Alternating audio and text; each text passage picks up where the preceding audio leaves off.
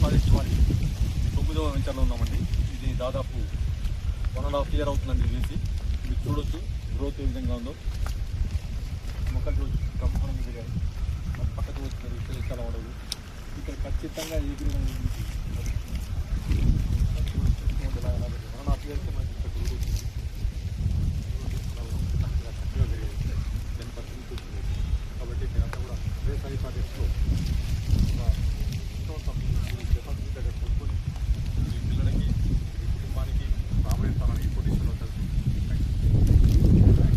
Hello అండి, అందరికీ నమస్కారం. నా పేరు రేవంత్. నేను హైదరాబాద్లో ఐటీ ఎంప్లాయీని.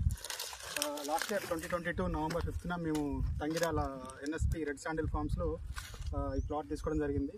సో 1 year తర్వాత వద్దాం అనుకున్నాం అందరం కలిసి.